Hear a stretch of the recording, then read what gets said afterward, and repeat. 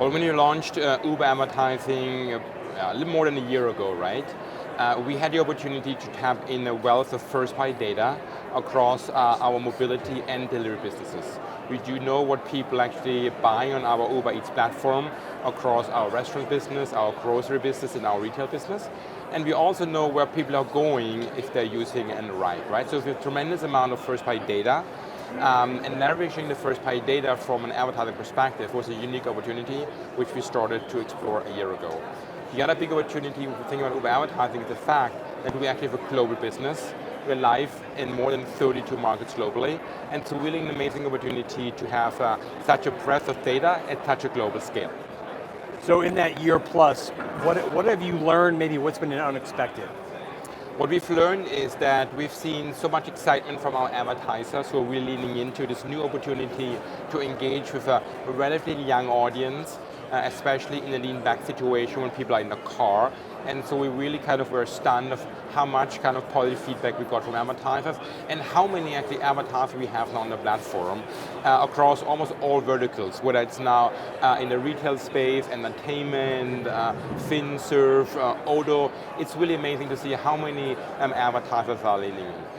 What I was especially excited about is that our most advanced advertisers actually use mobility and delivery as a way to basically bring together upper funnel and lower funnel tactics. So for example, you may launch a new beverage on the mobility side if you are on the way to the movies, on the way to a restaurant, right?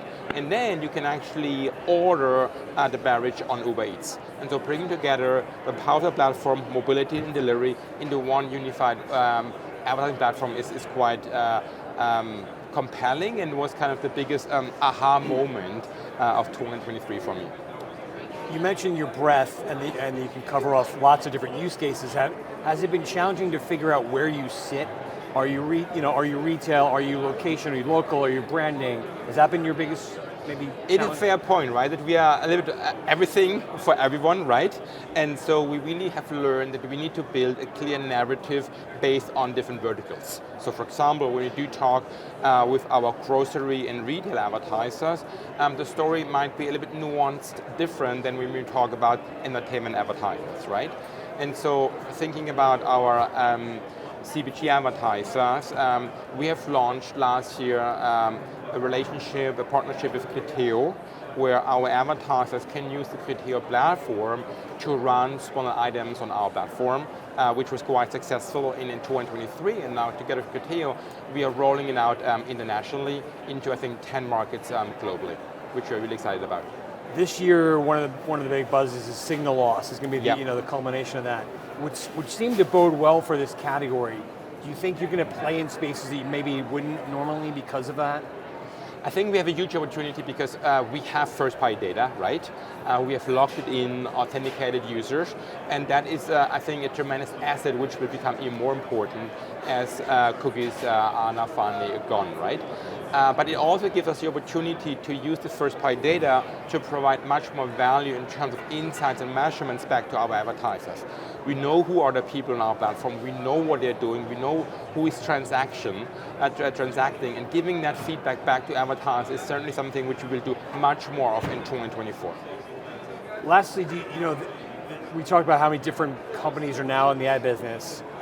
Do you think this leads to an inevitable consolidation? Do brands want to work this way, or does it have to come together in some fashion? I've got quite often the question, should I actually launch my own retail network, right?